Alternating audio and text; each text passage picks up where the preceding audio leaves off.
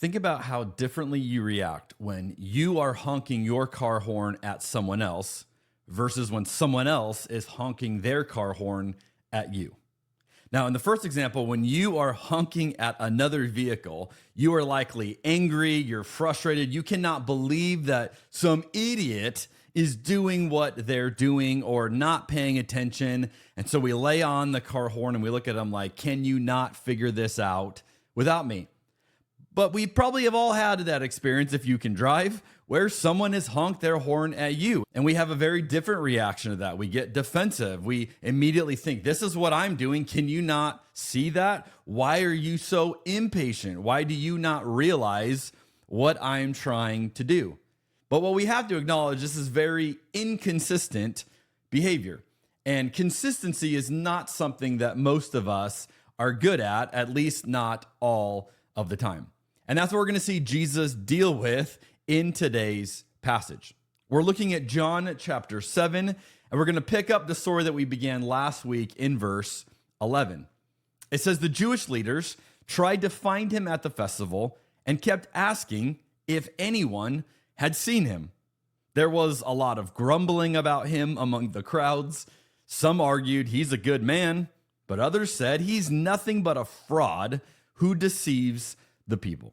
But no one had the courage to speak favorably about him in public, for they were afraid of getting in trouble with the Jewish leaders. Again, we saw how he's starting to become this wanted man among the ruling leaders of the Jews.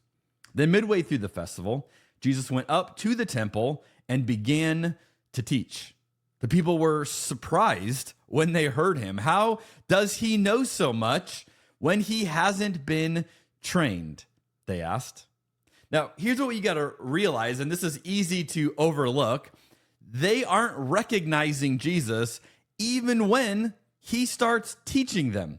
We just assume, of course, everybody knew who Jesus was, but this text is making it obvious they don't recognize him, which means that either Jesus' looks were so average that he just looks like every other guy walking around at this festival, or no one who was in a position to make an arrest had ever seen him personally. So something's going on where Jesus gets up to teach and they don't recognize him.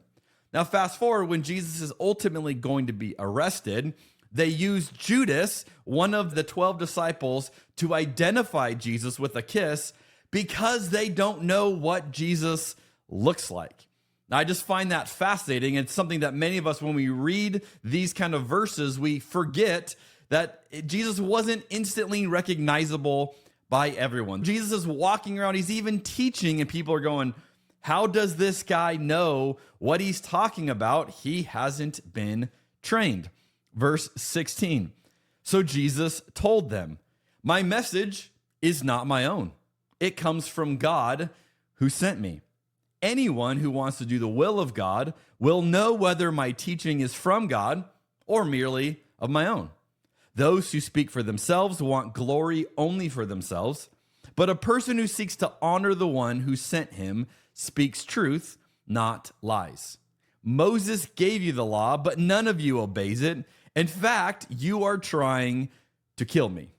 Now, keep in mind, as he's saying this and as they're hearing this, they aren't recognizing that this is Jesus.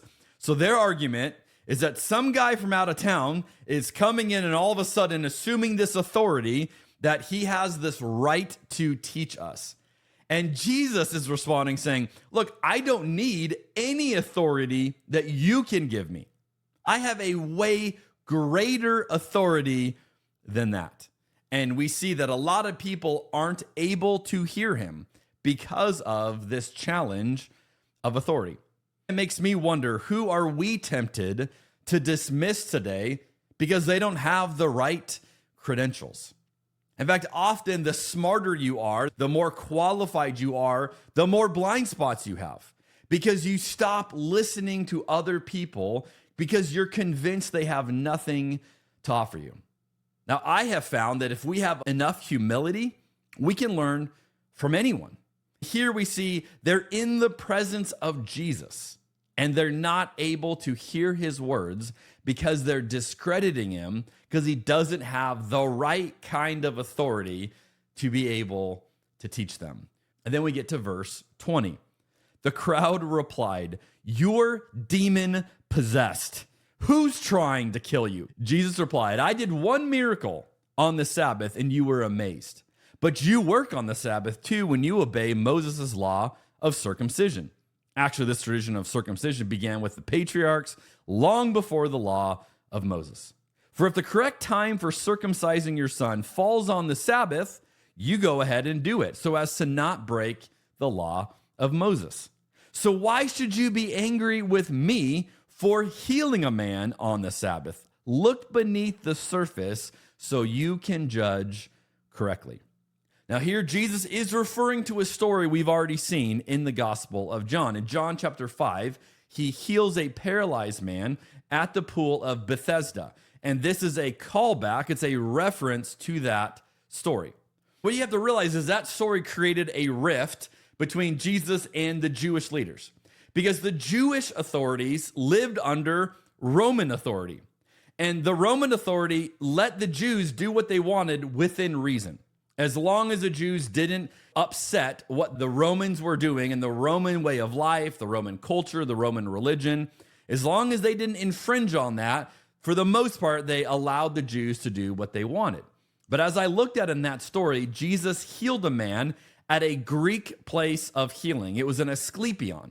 It was a pool dedicated to the Greek god Asclepius. Jesus heals him, but apart from using the waters. So now you have the Jewish authority, this Jewish rabbi, healing in a Greek area, not using the Greek gods. And you can imagine that created some tension, that created some fallback. And now it has caught up to Jesus, and he's dealing with those repercussions here in chapter 7. Both the temple authorities and the Roman authorities are now beginning to be concerned about what Jesus is doing. Now, notice that Jesus is not arguing with them over the legitimacy of the Torah. That's the first 5 books of the Old Testament. He's arguing with them over their interpretation of it, which is very similar today in how Christians often debate the Bible. For the most part, we're not arguing about the Bible itself. We're arguing about how we interpret the Bible, which can be very different. And if I had to sum up what is Jesus' argument against them here, essentially he's accusing them of the sin of inconsistency, that you are right about some things, but you do not apply that across the board. You are not consistent in how you live it out. And this is a critique of the church today as well, that we are often guilty of doing the same thing. We're right about some things, but we do not apply it equally across the board. Now, one of the ideas that I say all the time, and I believe this to my core, is that good theology is theology that looks like Jesus. Meaning the ideas you have, the stances that you take, the way you operate in the world should line up with what we see revealed in the person of Jesus. And if at any point you go, yeah, I believe this thing and it doesn't actually line up with Jesus, that should cause you to stop and reflect, because that is inconsistent with what we say we believe. So is there something you believe today that's inconsistent with Jesus? Is there a belief, maybe even within Christianity, that you believe, and you believe it because you were told it, or maybe because the people around you believe it, but if you're honest with yourself, you don't think it looks like Jesus? Is there a group of people who you have considered a them, and you are slightly othering them, and yet you have to acknowledge this isn't consistent with Jesus? Is there a current event that you are weighing into or have opinions about, but your opinions aren't based on the way that Jesus would react to that?